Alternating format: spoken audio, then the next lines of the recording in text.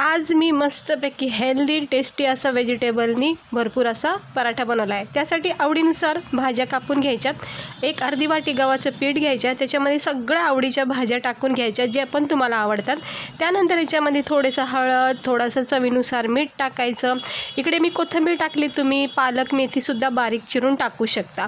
थोडंसं हळद, मीठ आणि थोडेसे सफेद तीळ टाकायचे, थोडासा जिरा टाकायचा, थोडासा धना पावडर, थोडा लाल मिर्च पावडर टाकून मस्तपैकी थोडं थोडं पाणी टाकून याचं एक पीठ मळून घ्यायचं। हे असं पीठ तयार होतं। मग छोटे छोटे लहान मोठे जसे पण तुम्हाला आवडतील तसे याचे पराठे लाटून घ्या।